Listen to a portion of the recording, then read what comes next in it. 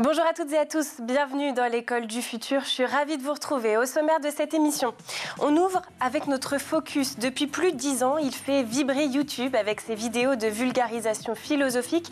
Connu pour son style décalé et accessible, il a depuis élargi son univers aux questions de société, au numérique et au voyage. Mais si Cyrus North reste fidèle à une chose, c'est à son ambition initiale, poussée à réfléchir tout en se divertissant. On découvre son portrait dans un instant.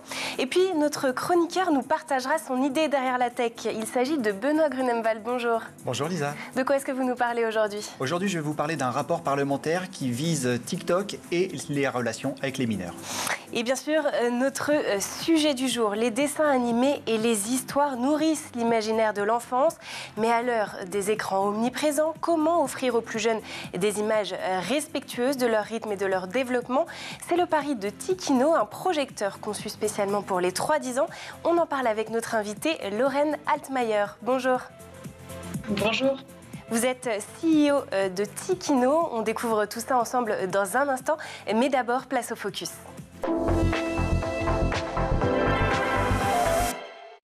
Et si l'allégorie de la caverne de Platon, la lithothérapie ou encore l'histoire de Siddhartha Gautama devenaient des sujets très simples et faciles à comprendre?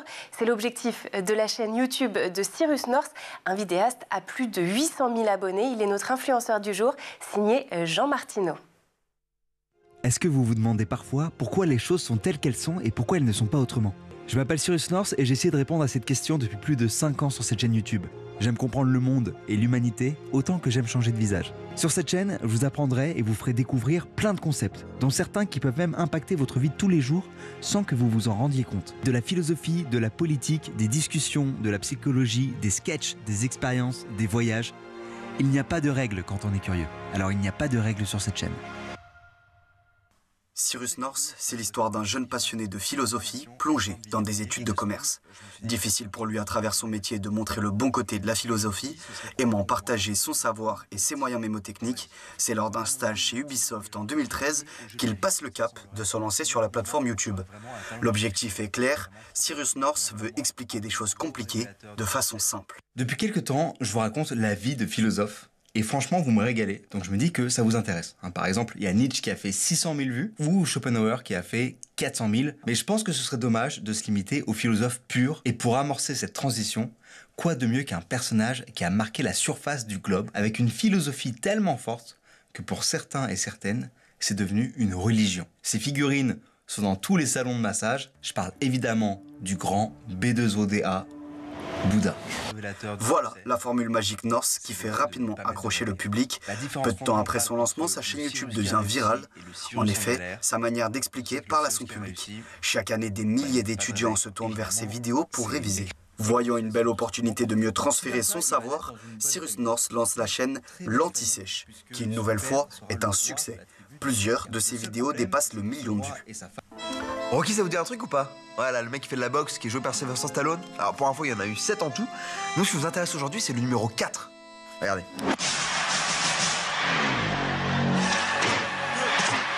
Vous avez vu comme le combattant de l'URSS s'est présenté? Comme une machine dénuée de sentiments. Et c'est super important, parce que le film, il est sorti en 1986, et c'est en pleine guerre froide. Et il souligne bien que le plus important dans la guerre froide, c'est pas forcément les affrontements militaires, mais c'est surtout l'opposition entre deux idéologies bien différentes. Comment ça, vous savez pas ce que c'est la guerre froide?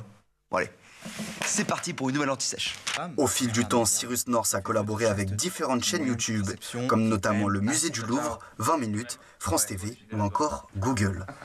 Alors, vous l'aurez compris, si vous avez besoin de comprendre et d'apprendre, le rendez-vous est fixé et il se nomme Cyrus North. Je vous embrasse très fort. Love, peace. Ciao. Les enfants grandissent dans un monde saturé d'images et pour les parents, il est parfois difficile de trouver un équilibre entre plaisir et protection. Alors, comment inventer un nouveau rapport à l'image? Peut-on proposer une nouvelle façon de découvrir les histoires animées? Et surtout, comment le faire en respectant les besoins réels des enfants? Voilà quelques-uns des défis relevés par Tikino à suivre dans la première partie du talk. Et pour m'accompagner en Skype aujourd'hui, Lorraine Altmaier, CEO de Tikino. Merci encore d'être avec nous. Pour commencer, je vous propose de nous présenter en quelques mots ce qu'est Tikino. Alors Tikino, c'est l'association d'un projecteur que nous avons spécialement conçu pour les enfants, qui est totalement sécurisé et qui permet de projeter au mur ou au plafond des vidéos ou des contenus éducatifs sans lumière bleue directement dans les yeux. Et on a développé tout un catalogue de contenus ludo-éducatifs qui se téléchargent dans l'appareil et qui ont la particularité d'avoir été conçus ou sélectionnés avec un certain nombre de critères, dont le rythme d'animation des images, le nombre de plans par exemple par minute, qui est vraiment adapté à l'âge de l'enfant. L'objectif étant de proposer de l'image mais sans surstimulation. Donc, ce qui permet que l'enfant puisse profiter de l'image animée sans être énervé à la fin ou avoir eu trop d'informations par seconde ou par minute, ce qui est très souvent le cas avec des dessins animés classiques ou alors qui sont proposés à l'enfant mais pas adaptés à son âge. Alors, vous êtes 3 mamans à l'origine de ce projet. Comment elle est née cette idée du projecteur et quel rôle a joué surtout votre expérience personnelle de parent dans sa création ? Alors on s'est rendu compte assez rapidement que la plupart des dessins animés qui étaient proposés aujourd'hui aux enfants, et je dis bien aujourd'hui parce que c'est pas les mêmes dessins animés que nous on a connus plus jeunes, on voit que ces dessins animés-là sont très souvent pas adaptés à l'enfant ou pas adaptés à leur âge. Il y a un petit peu, on constate une course à l'animation aujourd'hui où les images défilent de plus en plus vite, le volume sonore est souvent de plus en plus important, on voit beaucoup aussi l'introduction de flashs, de clignotements dans les dessins animés pour vraiment captiver l'attention de l'enfant et le rendre totalement captif de ce qu'il voit. Et le constat, c'est que ces dessins animés sont souvent pas adapté. On le voit très vite quand on éteint un dessin animé. Très souvent, quand l'enfant a été exposé assez longtemps ou de manière trop répétitive, eh bien, il est énervé parce qu'il est pas en capacité d'absorber toutes les informations qu'il a reçues. Et c'est un constat qu'on faisait de plus en plus. Les enfants sont exposés aux écrans de plus en plus jeunes, de plus en plus longtemps, de plus en plus régulièrement. Et le constat sur leur santé est vraiment assez alarmant. Il y a de plus en plus d'études qui sont faites, qui sont vraiment conduites par des laboratoires scientifiques, par des médecins aussi, qui tirent la sonnette d'alarme parce que les parents n'ont peut-être pas l'information ou conscience que l'exposition trop jeune à certains dessins animés des enfants ont vraiment des conséquences sur leur comportement, sur leurs yeux, sur le développement aussi de leur cerveau. Alors, Tikino est présenté... Pardon, je vous coupe. Tikino est présenté comme finalement une alternative aux écrans, si je comprends bien. C'est aussi présenté comme la seule boîte à histoire avec des images. Alors pourquoi est-ce que c'était aussi important pour vous finalement de donner à voir aux enfants et pas de rester justement sur une boîte à histoire classique où on fait peut-être un peu plus travailler l'imagination ? Alors, on s'est aussi rendu compte que l'image a beaucoup de choses à apporter aux enfants, notamment d'un point de vue ludique et évidemment divertissant, mais aussi d'un point de vue éducatif. Il y a énormément de contenus éducatifs où l'image est un support essentiel à l'apprentissage et à la transmission d'informations. Donc, notre volonté, c'était aussi d'utiliser dans l'image, mais dans tout le potentiel qu'elle peut avoir pour les enfants. L'idée, c'est pas totalement de priver les enfants de l'image parce qu'elle fait partie de leur quotidien et aujourd'hui, les enfants ont accès à l'image partout à travers tellement de vecteurs différents, que ce soit aujourd'hui les smartphones, les ordinateurs, etc. Mais l'idée, c'était de la proposer de la meilleure manière qui soit et de leur transmettre le plus de belles choses possibles. On fait beaucoup attention, par exemple, à la qualité de nos visuels, à avoir un univers qui soit poétique, qui soit doux, qui véhicule aussi des valeurs. Et en ça, l'image peut apporter beaucoup de bonnes choses à l'enfant. Et notamment, vous parlez de l'émerveillement, de l'imagination. On peut aussi encourager l'imagination à travers de l'image. Tout dépend comment on la choisit et comment on la conçoit ou ce qu'on propose. Mais alors, est-ce que, in fine, ça ne pose pas quand même les mêmes problématiques qu'un écran ? Parce que je veux dire, un téléphone, une tablette, un projecteur, un enfant de 5 ans ne fait pas forcément la différence. Comment est-ce que vous avez travaillé de sorte que, justement, on n'ait pas ces mêmes problématiques ? Alors, il y a plusieurs aspects. On ne fait pas la différence. Nous, on observe beaucoup de différences justement entre une visualisation d'un dessin animé classique à travers un smartphone, par exemple, et un contenu Tikino à travers le projecteur. Plusieurs éléments. Le premier, c'est le support. Donc, un smartphone, déjà, c'est un support qui n'est pas sécurisé pour l'enfant, qui n'a pas été conçu pour un enfant. Donc clairement, il arrive très souvent qu'un enfant seul avec un smartphone dérive sur des contenus qui ne soient pas adaptés pour lui. Ensuite, il va regarder des contenus à une distance de visualisation qui est beaucoup plus proche pour les yeux qu'un contenu projeté à 1,50 m, 2 m. Les conséquences sur les yeux sont très différentes, puisqu'évidemment, le regard n'est pas le même, un écran à 30 cm et à 2 mètres. Ensuite, l'enfant va être beaucoup plus... il ne va pas être enfermé dans sa bulle. Quand un enfant regarde un contenu sur un smartphone, très souvent, il est enfermé dans sa bulle. On peut être à côté et lui parler, etc. Il ne se passe plus rien, parce qu'il est vraiment enfermé dans ce qu'il regarde et le contenu. Le fait de projeter un contenu à 2 mètres fait que l'enfant va quand même être réceptif à ce qui passe autour de lui, à son environnement, et cela change aussi énormément. Et ensuite, et un des facteurs le plus important à notre sens, est la qualité évidemment du contenu qu'il va regarder. Donc je reviens aussi beaucoup à la rapidité d'image, encore une fois, très important pour ce que cela va provoquer dans son cerveau et aussi au niveau visuel, parce que beaucoup d'images par seconde va fatiguer beaucoup ses yeux.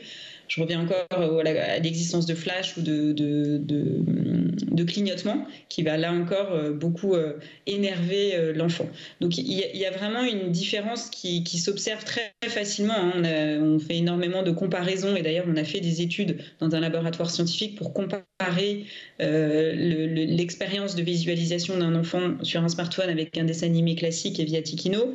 C'est que l'enfant va déjà être exposé à 24 fois moins de lumière bleue qu'un écran classique, ce qui est beaucoup, et il va être exposé aussi à 9 fois moins de stimulation visuelle. Est-ce que ça veut dire aussi que Tikino est un outil adapté aux enfants avec des besoins spécifiques, par exemple avec des TSA, des troubles de l'attention, de l'hypersensibilité, puisqu'on parle justement de cette problématique de surstimulation ? Complètement. Et d'ailleurs, on est beaucoup contacté aujourd'hui par des professionnels de santé qui travaillent au quotidien avec des enfants qui présentent certains troubles. Il peut y avoir certains troubles du spectre autistique, TDAH, etc. Et là où Tikino vient répondre aussi à ce besoin, c'est qu'on est dans un environnement sonore et visuel beaucoup plus adapté, beaucoup plus calme. Je disais aussi qu'un des critères importants pour nous de notre sélection est l'environnement sonore. Beaucoup de dessins animés aujourd'hui sont très forts, avec des musiques très présentes, ce qui vient beaucoup énerver les enfants, d'autant plus les enfants qui ont une sensibilité particulière. Et la rapidité d'image et l'absence de flash et de clignotement vient évidemment jouer énormément sur la réceptivité, la manière dont l'enfant va recevoir le dessin animé. Donc c'est un support et un outil que beaucoup de professionnels de santé utilisent, et beaucoup de parents d'ailleurs atteints de ces différents troubles vont utiliser, parce qu'il répond vraiment aux besoins de leur enfant, qui est de regarder un contenu de manière calme, apaisée. Et quand ils éteignent l'appareil, le constat est que l'enfant est beaucoup moins énervé, il n'est quasiment pas énervé d'ailleurs, qu'à travers un écran classique avec un dessin animé classique. Alors pour l'instant, on a parlé vraiment du dispositif, le projecteur lui-même. On va prendre le temps d'évoquer le catalogue, mais ça sera en deuxième partie d'émission, puisqu'il est déjà temps de prendre une petite pause. Et pour ce faire, je vous propose de faire un tour du côté de la planète tech.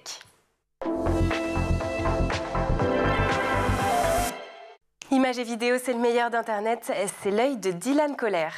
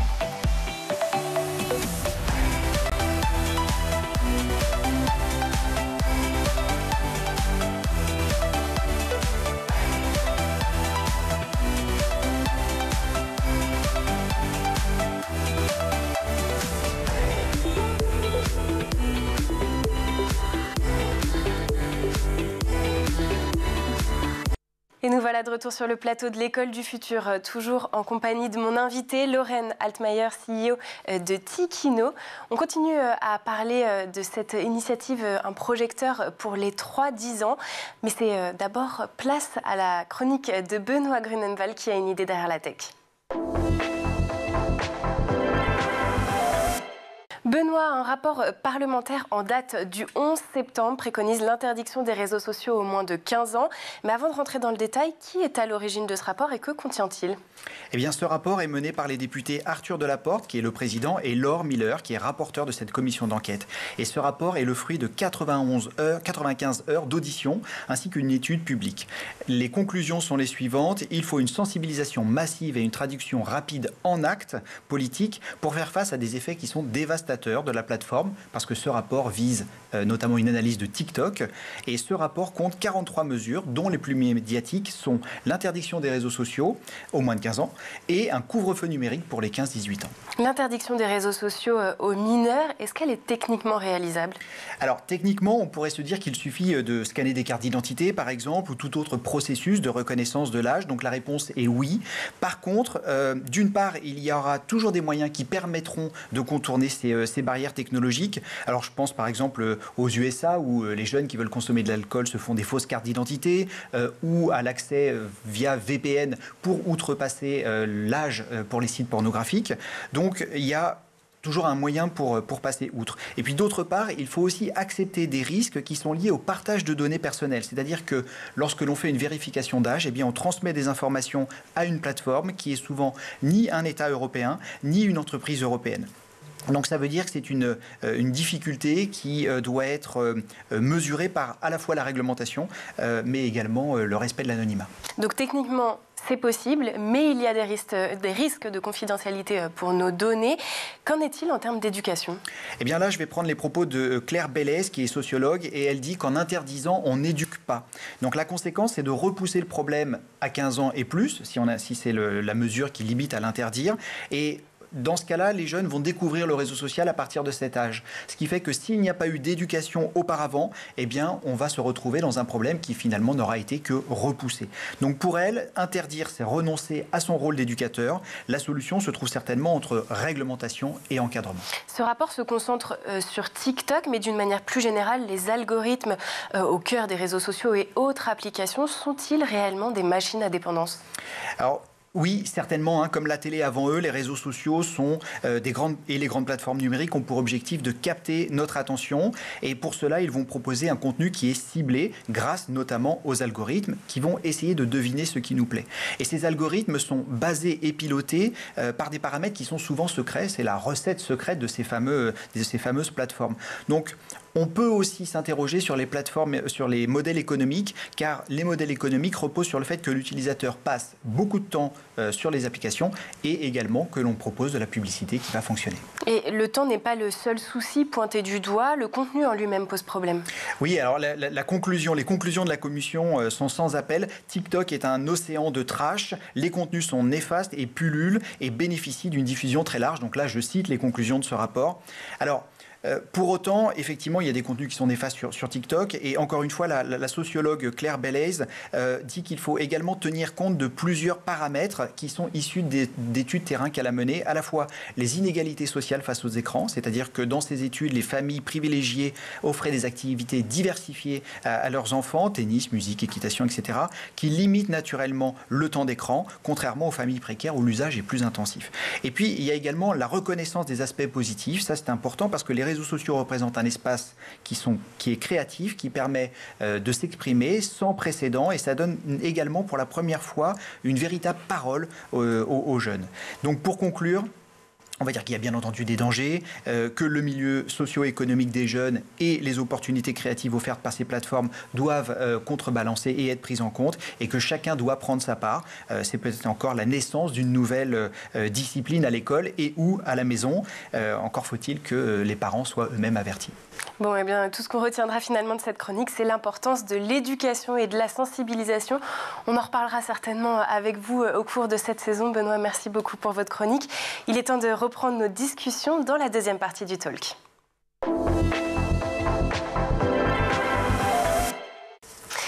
On parle donc de Tikino, un projecteur spécialement conçu pour les enfants entre 3 et 10 ans. En première partie d'émission, nous avons abordé surtout les aspects techniques. Comment fonctionne ce projecteur? On va désormais s'intéresser au catalogue, à ce que propose finalement cette entreprise. Mais avant ça, je crois que Benoît, vous aviez une petite question en tant qu'expert cybersécurité. Oui, bonjour. Je me demandais comment était structuré le compte parent, les comptes enfants. Est-ce qu'il y en a plusieurs? Comment est-ce que le contenu est limité et ou piloté par les parents pour amener ce qu'il faut aux enfants?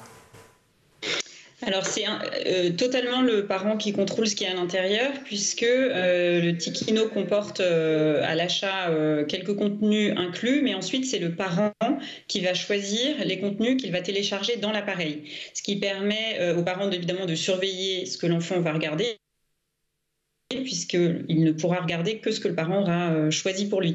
Et là, c'était très intéressant quand vous parliez d'ailleurs d'algorithmes, puisque c'est le cas sur toutes les plateformes utilisées par les adolescents, mais on voit de plus en plus que ces algorithmes-là que vous mentionnez étaient de plus en plus utilisés pour les chaînes pour les tout petits.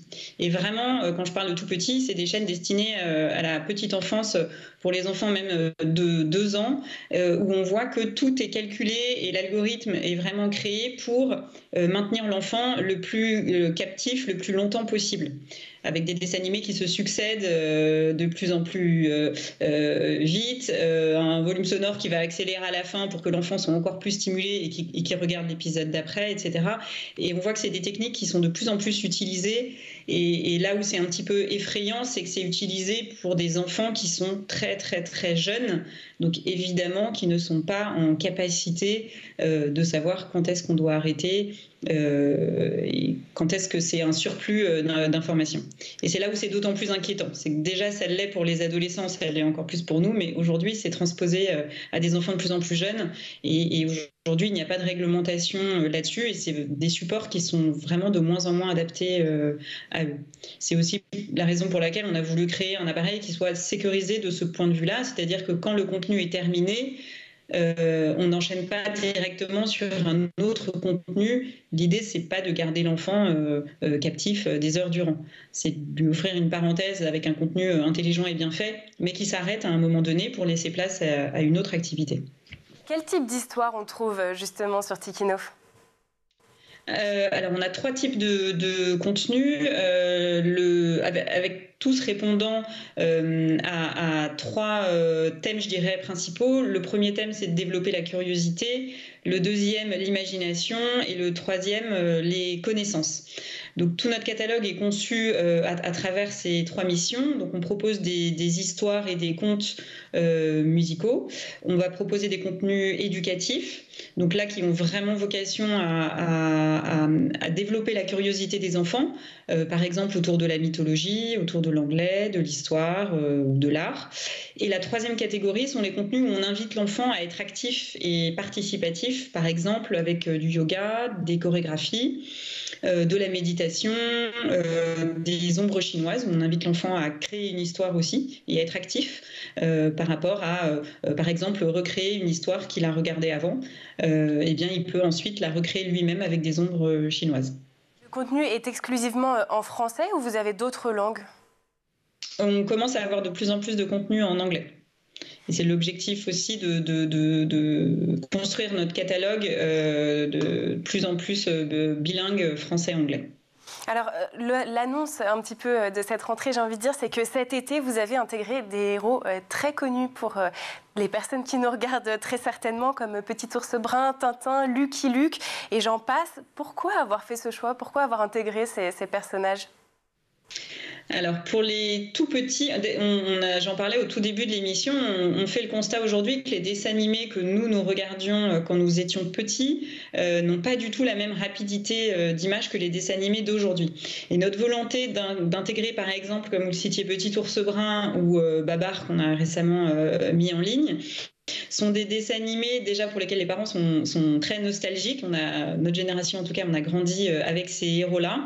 Mais surtout, ils répondent, nous, à notre ligne éditoriale et cahier des charges, qui est que l'animation proposée pour cet âge-là est très respectueuse des enfants. Si je prends l'exemple de Petit Ours Brun, Ce sont très peu de plans par minute avec un mouvement dans l'image, mais qui n'est pas trop rapide, donc qui ne va pas surstimuler l'enfant.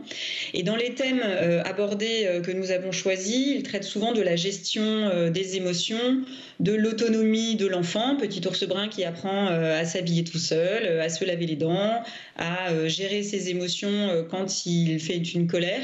Ce sont des thèmes qu'on choisit de manière méticuleuse parce qu'ils vont apporter quelque chose à l'enfant. Et ensuite, certains contenus vont faire des devinettes aussi pour questionner l'enfant sur ce qu'il a regardé et entendu et l'invite à répondre. Vous insistez sur un parcours aussi sur Tikino qui évolue avec l'enfant. Concrètement, comment on s'adapte à un enfant de 3 ans, puis 6 ans, puis 10 ans? Comment est-ce qu'on construit un catalogue? Quelles sont les différences entre ces âges-là? Alors, les différences vont beaucoup être dans la rapidité d'image. On a intégré, par exemple, vous le citiez aussi, Lucky Luke ou Tintin. Ce sont des dessins animés qui vont un petit peu plus vite, évidemment, qu'un petit ours brun ou un babar. Donc, ce sont des dessins animés qu'on va proposer et qui traitent aussi de sujets pour un petit peu plus grands. Donc, on va proposer pour un âge supérieur. Par exemple, c'est 6 ans pour l'un, 7 ans pour l'autre. Voir les Charlie Chaplin pour 8 ans, 10 ans. Donc, on va essayer de répondre pour chaque âge à un besoin, à un intérêt aussi de l'enfant, puisqu'évidemment, qui évolue. Donc, on va chercher des contenus qui vont intéresser des enfants de plus en plus grands et dont le degré d'animation aussi va s'adapter avec son âge. Et aussi, par rapport à son programme scolaire, je reviens tout à l'heure, on a des contenus d'apprentissage de l'anglais, on en a pour les tout petits, 3-4 ans, et puis on a des contenus pour apprendre l'anglais pour un petit peu plus grands aussi. Donc là aussi, on essaie d'adapter nos contenus pour que les enfants aient envie de grandir avec notre catalogue. Oui, bien peut-être qu'à l'avenir, vous ferez grandir encore au-delà de 10 ans. En tout cas, c'est ce qu'on vous souhaite. Et ce qu'on retiendra finalement, c'est que Tikino, c'est le dessin animé sans culpabiliser. Merci beaucoup, Lorraine Altmaier. Je le rappelle, vous êtes CEO de Tikino, d'avoir été avec nous. Merci aussi à Benoît Grunemwald pour ses chroniques. On se retrouve très rapidement sur ce plateau. Merci aux équipes en régie et à Édouard Degnaud d'avoir produit cette émission. Mais surtout, merci à vous de nous avoir suivis. On se retrouve demain, même heure, même endroit sur School TV. D'ici là, portez-vous bien.